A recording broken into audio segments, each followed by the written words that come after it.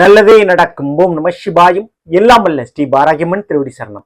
உலகத் தமிழ் நெஞ்சங்கள் அனைவருக்கும் உங்கள் ஸ்ரீ ராஜ கணபதியின் அன்பான வணக்கங்கள்.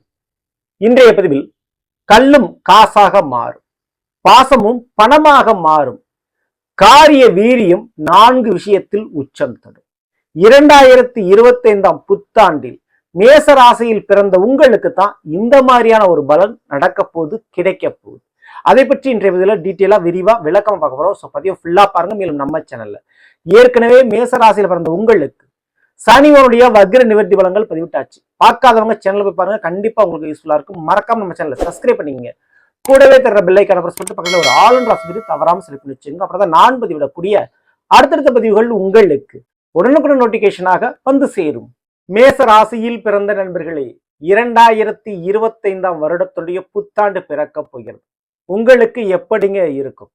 இந்த 2025 ஒரே வருடத்துல 4 கிரகத்தினுடைய பயிற்சி நடைபெற போகுது. எந்த வருடமும் இல்லாத ஒரு சிறப்பு இந்த வருடத்திற்கு உண்டு. மேசராசியில் பிறந்த நண்பர்களே, சோ மற்றவருடைய பாசத்திற்கும் அன்பிற்கும் அடிமையாக கூடியவர்கள் நீங்கள்.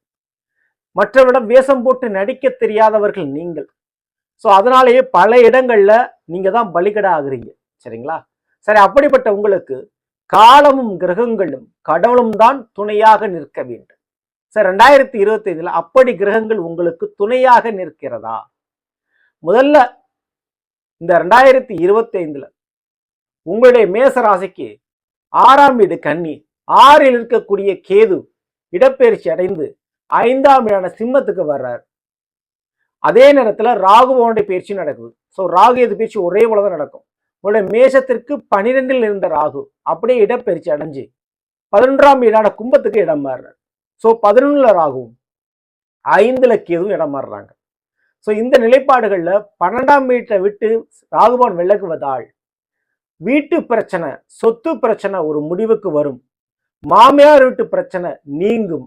மேசராசியில பிறந்த பெண்களுக்கு திருமண யோகங்கள் கைகூடி வரும். கணவர் வீட்டு வழிகள் இருந்த பிரச்சனை சரியாகும்.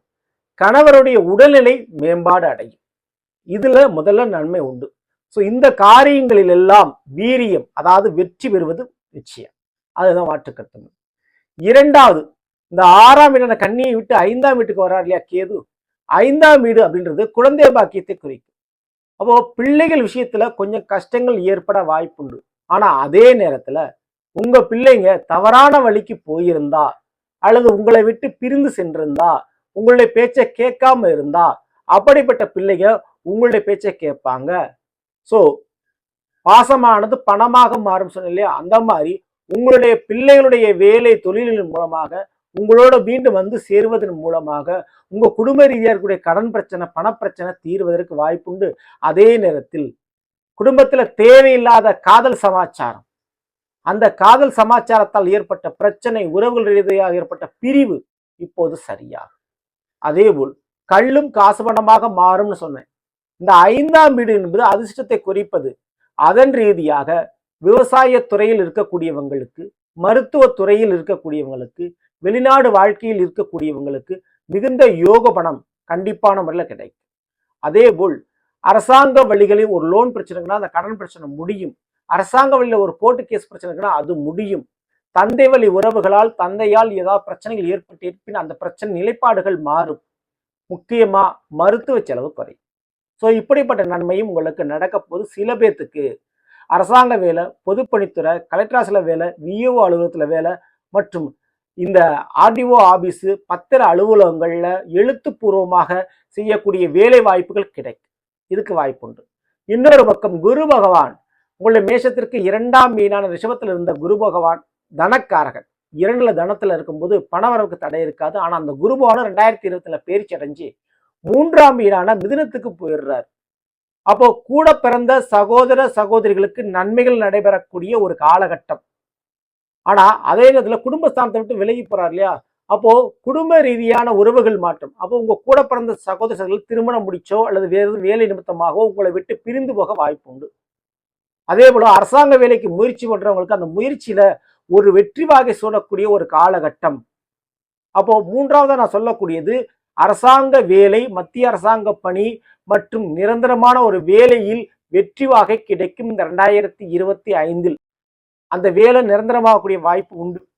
அந்த வேலையில கௌரவம் கிடைக்க வாய்ப்பு உண்டு. ஒரு வேலையில ஒரு நிம்மதி சரிச்சு கண்டிப்பா கிடைக்கும்.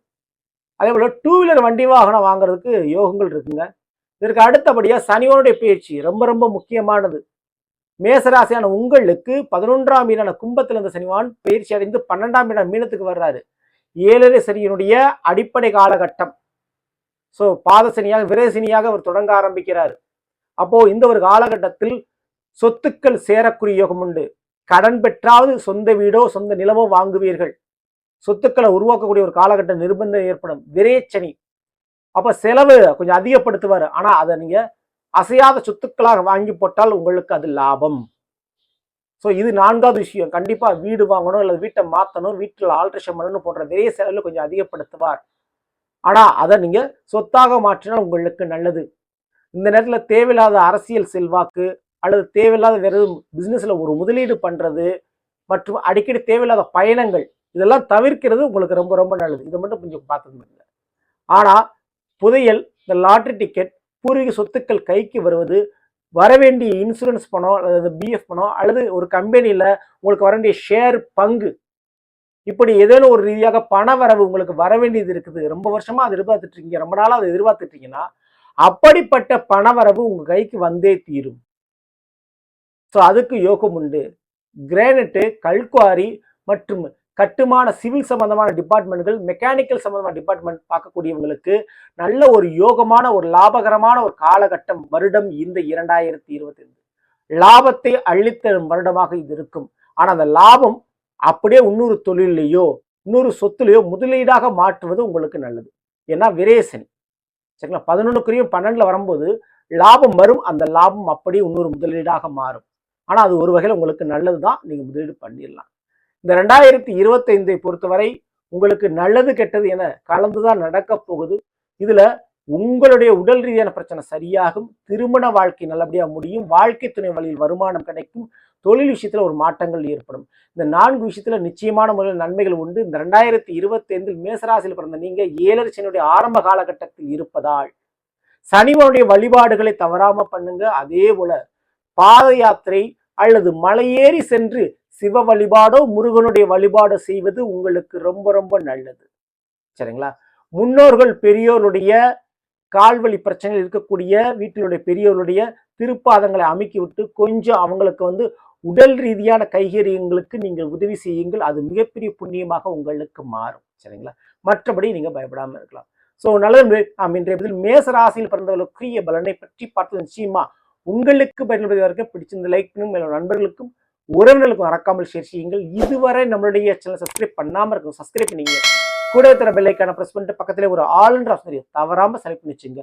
மேலும் அடுத்து நிற்போம். நன்றி, வணக்கம். நல்லதே நடக்கும். ஓம் நம சிவாயும். எல்லாம் வல்ல ஸ்ரீ பாரகியம்மன் திருவடி சரணம்.